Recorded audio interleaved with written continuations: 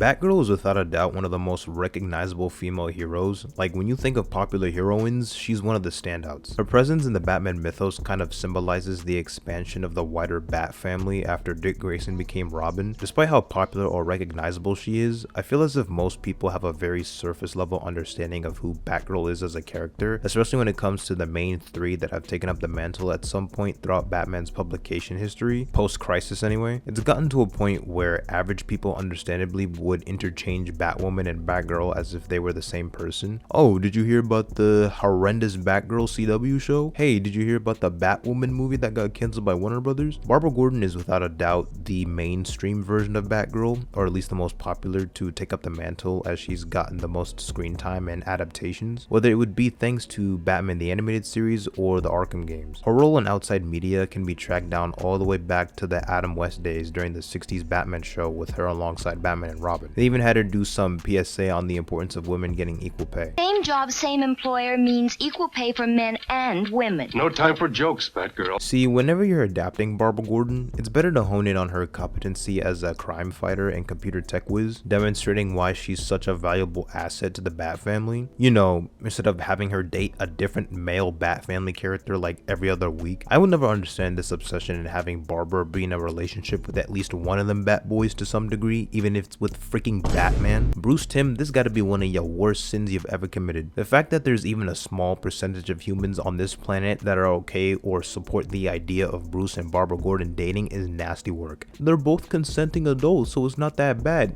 Huh? I'm gonna pretend you didn't say that. No, I'm being serious. It's one thing if you portray it as a childhood crush she eventually gets over once she actually matures, but to have Bruce reciprocate those feelings in any way is ludicrous. Practically a secondary father figure to Barbara and knew her before she was even an adult. Yeah, nah, get out of here with that nonsense. We even suggested that they had a relationship, and, you know, it said as much in the later episodes and in Batman Beyond. And of course the fans are all going, oh, that's just so wrong. And it's like, well, that's why we did it. Because it's more interesting. You know, it's like, yeah, it is wrong. It's meant to be wrong. The Three Jokers story tried to highlight any potential feelings Jason Todd and Barbara Gordon have for one another, with Jason at the end trying to send her a love letter or something. It's not in main continuity, but it's still unnecessary. Who at Rocksteady manifested the concept of Tim Drake Robin of all people and Barbara Gordon being together, to the point where they literally get married at the end of Batman Arkham Knight? Y'all really ate up Tim Drake, who they got built like the real Slim Shady if he worked alongside Batman at night. At this point, who's next on the list? Luke Fox? Jean-Paul Valley? Damian Wayne? I really don't see the point in introducing a character as part of a roster for a group and do absolutely nothing with said character. The DCAMU had Barbara as Batgirl appear at the very end of Batman Bad Blood to then show up for 1 minute in Batman Hush, then die brutally in Apocalypse War for a few seconds. Come to think of it, that universe did that for a lot of characters they introduced. Batwoman, Batwing, Superboy. They had Donna Troy show up in the end of Teen Titans The Judas Contract for some reason, never to be seen again. One of the most slept on interpretations of Barbara Gordon as Batgirl is in the 2004 The Batman cartoon. Batman, Robin, and Batgirl all had great chemistry with one another, and she had a pretty fun and vibrant personality. Bruce Wayne. Knew it. And that makes you Dick Grayson. And you are? Sorry, I have to go the extra mile to protect my privacy. She's Barbara Gordon. Gordon? As in the commission's kid? It's sad to see how little she's been used in live action, whether it be as Batgirl or Oracle. Batman and Robin didn't even have her as Barbara Gordon. She was Alfred's niece and her real name was Barbara Wilson. Like, what? There's that Birds of Prey TV show that came out, and I'm gonna be honest, I've never seen this show, but I heard it was bad, so I guess that's a problem. If it's actually not that bad, you can let me know. But why does the show's Batgirl suit actually look kinda tough? Like, damn, this unironically one of the best live action bat-oriented suits I've seen. I'm legit baffled by how good this looks. Barbara Gordon in Titans was alright, I guess. It's in a world where Jim Gordon's been dead for some time, so she serves as commissioner for the GCPD. The Batfamily mythos had been cooked beyond repair in that show with what they did to characters like Jason Todd and Tim Drake. Unfortunately, the big talk of the town surrounding Barbara as Batgirl recently relates to her movie getting shelved by Warner Brothers, never to see the light of day. The DCEU has had plenty of projects cancelled, shelved, or reworked over the years. It might be to the point where they've had more cancelled movies and shows than actual released projects. But to have a movie that had already finished shooting, having access to all the available footage only to cancel it for a tax write-off is diabolical. This movie could have been a steaming pile of dog crap for all I know, but I don't think it would have been that taxing to just release it on HBO Max or something at the time. If it was nothing noteworthy, people would have just stopped talking about it and moved on. It was already in a weird place with bizarre elements like Michael Keaton as Batman, yet they had J.K. Simmons play Jim Gordon from the DCEU, but hey, that shouldn't stop them from making any future Batgirl projects in the DCU. Alright, I'm about to say something a little devious, alright, a little wild. Barbara Gordon getting shot and paralyzed by the Joker in The Killing Joke was the best thing that could have happened to her character. That's a crazy thing to say, I know, but let me cook real quick, just walk with me. She was really good as Batgirl, but I think more of her shining character moments come from her time as Oracle. It's a strong showcase of her resilience and her ability to adapt, recognizing that her physical limitations shouldn't stop her from being a valuable asset for other superheroes out in the field. It's honestly one of the best showcases of character progression, because she ended up being one of the key players in the DC universe despite being handicapped. As Oracle, Barbara was able to develop one of the world's most complex and powerful computer systems to help her accumulate information when she's working alongside heroes in the Birds of Prey or in the Batfamily. Her photographic memory helps her retain information from sources like the CIA's mainframe or data networks from the FBI. Her and Black Canary, for example, formed a strong bond when she would do heavy intel work for the Birds of Prey. The handling of Barbara Gordon in media is one thing, but the underutilization of my baby girl Cassandra Cain as Batgirl outside comics needs to be studied. You don't know how many times I've seen people bring her up in conversation and you'll get people commenting, "Cassandra who? Never heard of her."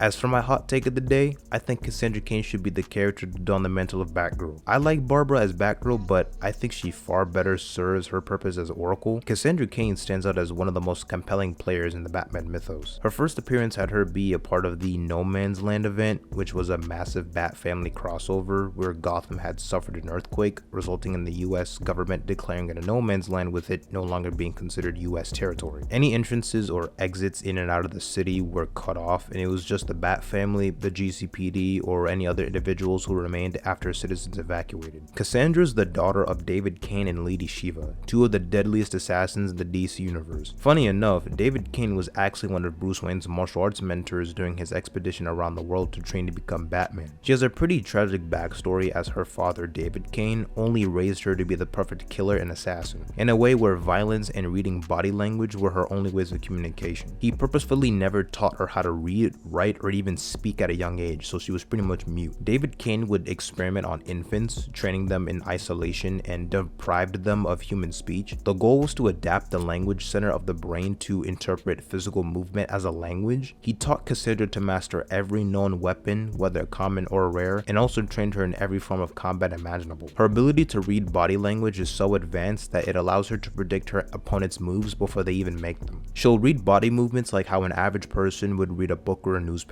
Cassandra stayed with her father until she committed her first murder during a hit. Realizing that what she did was wrong, she ran away from home. Cassandra served as sort of an agent for Oracle after she fled from her father, and Oracle found her in Gotham. Barbara helped her for a handful of months, teaching her basic things like how to speak properly or even read. She saved Commissioner Gordon from being assassinated by David Cain after he was hired by Two-Face to do the job. It wasn't too long until she was welcomed to the Batfamily with open arms, with Batman giving her the Batgirl costume and allowing her to work alongside the rest of the family during the No Man's Land event. One of Cassandra's defining traits is how capable of a fighter she is, being noted as one of the best hand-to-hand combatants in DC. One of her most impressive feats during the pre-New 52 era was when she became the first person in history to ever beat her mother, Lady Shiva, in a 1v1. This is something not even Batman was able to accomplish, as Lady Shiva was noted as the best martial artist in the world. In the context of her combat speed in any physical altercation, some government agents believed she might have possessed metahuman speeds when watching footage of her taking down a group of armed men, despite her being a non-metahuman and just a highly trained fighter. She makes up for her troubled past with a strong sense of empathy and compassion for those in need, never hesitating to help citizens in danger, whether they are victims of kidnapping or have traumatic pasts similar to hers. Batman was well aware of her capabilities and pushed her to make sure she can become as capable of a crime fighter as possible, utilizing her training and how to brutally kill enemies to good use. Cassandra is fully dedicated in helping fulfill fulfill Batman's mission. Oracle always advocated for Cassandra to have experiences of a normal life, seeing how her upbringing was troubled enough as is. She consistently looked after her and checked on her well-being, despite how determined Cassandra was to be Batgirl, with Batman pushing her to be the best she could be. So with all that in mind, in how she's so deeply rooted in the Batman lore, you can imagine my frustration with how Cassandra Cain was depicted in the Birds of Prey movie in the DCEU. Not a single thing about her character from the comics transferred over into that movie, not her backstory, combat ability, her personality, physical/character traits, nothing. Why even call her Cassandra Cain if you were just gonna depict her as basic troubled girl number 400? Her few appearances in Young Justice weren't too bad. In the series, her mother Lady Shiva takes on the role of David Cain, raising her to become an assassin. They went hardcore in this adaptation, with Shiva apparently having ripped out Cassandra's vocal cords at a very young age to focus entirely on body language and combat skills as her primary means of communication. For the new DCU helmed by James Gunn, we know the Brave and the Bold movie will star Batman and Damian Wayne Robin, indicating that Batman is far into his career to have an established Batfamily of sorts. Personally, I think having Barbara Gordon as Oracle and Cassandra Cain as Batgirl is the way to go. There's also the fact that James Gunn himself is quite fond of the character, and she was at least around during the era the Brave and the Bold is taking the most inspiration from, so I mean, like, this is just 1000% concrete confirmation that she will undoubtedly appear in the movie, and I am not being in denial in any way, shape, or form. But just give us something, man, please. Like, Cassandra needs more love, I swear. Give it to me!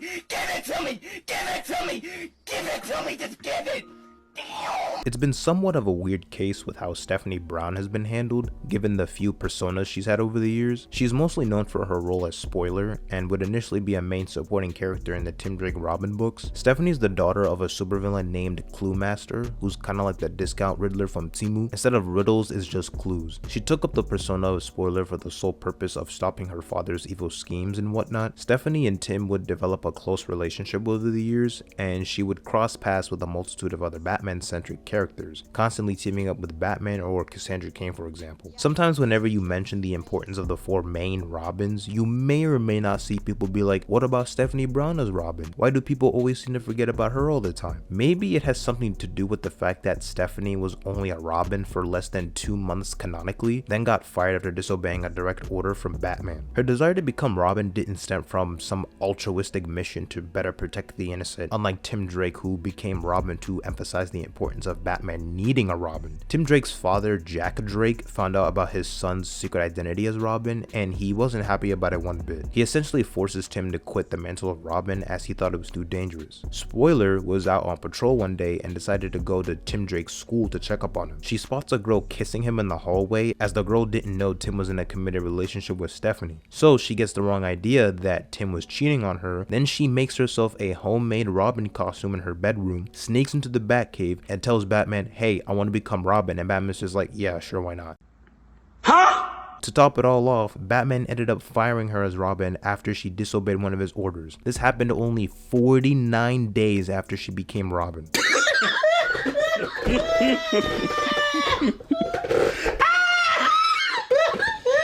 Then she goes back to being Spoiler, hoping she can prove herself once again to be a valuable asset as a crime fighter, but this is right before the War Games crossover event where a lot of shenanigans and nonsense occurs. In that event, she gets shot by Black Mask, gets put into a hospital, then dies tragically. But since nobody can stay dead in comics, it was revealed that she never actually died. Rather, Leslie Tompkins faked her death to protect her and get her away from the mess that is the life of being a crime fighter. After the supposed death of Bruce Wayne and the events of Final Crisis, which caused Dick Grayson to take up the mantle of Batman with Damian Wayne as his Robin, Cassandra decides to step down as Batgirl and hands the costume over to Stephanie, where she was Batgirl up until the New 52 reboot. I think Stephanie Brown's time as Batgirl had one of the most quote-unquote normal approaches, balancing her everyday life with her Batgirl duties. You would see her simultaneously going to school at Gotham University. She had this very fun and vibrant personality mixed in with a grand sense of determination in proving her worth as a vigilante. Whether it would be as Spoiler or as Batgirl, Stephanie would constantly stick around despite the discouragement from Batman from time to time, saying how she wasn't ready or was ill-prepared. In her Batgirl series, Stephanie had a nice back and forth banter with Damian Wayne, with her more light-hearted character contrasting sharply with Damian's arrogant nature due to his upbringing. It was kind of like she was a big sister to Damian. Any appearances of Stephanie Brown in movies and TV shows were incredibly limited, and often don't even portray her as a crime fighter, whether it would be as Spoiler or Batgirl. I think her only live-action appearances are in Gotham Knights on the series WCW, but like, does that even count? And for some odd reason, they basically made her a bootleg Barbara Gordon in the Batwoman show. She's a tech whiz with red hair that has the hots for Luke Fox. Like, what about that remotely resembles Stephanie Brown? It's mostly just name drops in shows like Titans or in Batman Caped Crusader with the rest of the orphans. The only instance of her being spoiler that comes to mind is a brief cameo in the recent Kite Man show. Additionally, in Young Justice, she has an even smaller role than Cassandra Cain. Doesn't really do anything meaningful and is a part of the problem of a bunch of characters popping up with no actual contribution to the story at large. Stephanie and Cassandra have had a pretty strong bond over the years, with Cassandra teaching Stephanie with things like combat training and Steph teaching Cassandra on how to fit in with the average folk, helping in the process of how to speak and read. Not to mention they both have troubled backgrounds to say the least, with Stephanie's father being a literal supervillain and Cassandra's father being one of the deadliest assassins on the planet. All three prominent Batgirls have strong established histories, each cementing their significance within the wider Bat family. It was cool to see writers build upon these characters over time.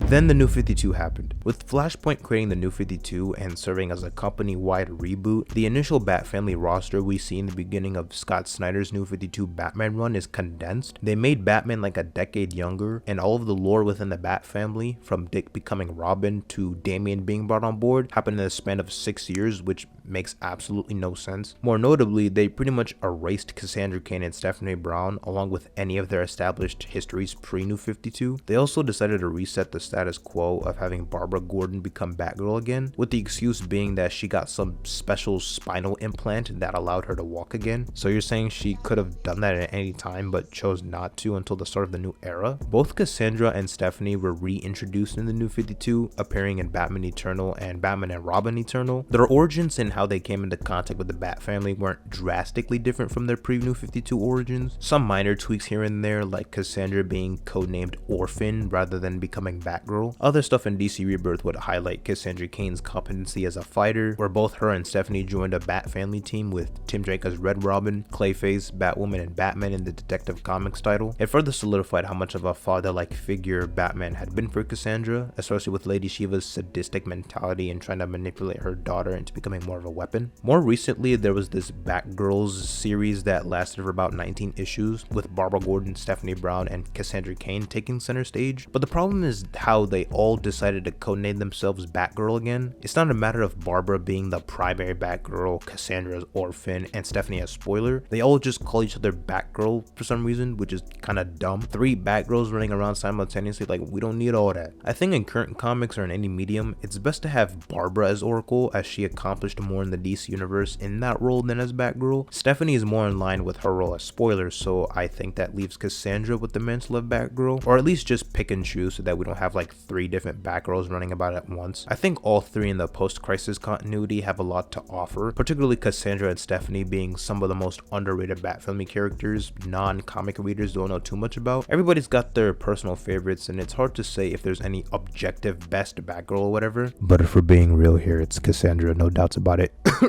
As long as you don't have Batgirl in a relationship with Batman, then you're already off to a good start, because I think we as a fan base have been traumatized enough. Yeah, delete this. I need you to delete this. This right here, you gotta delete that. Delete this shit. Delete this shit. Here.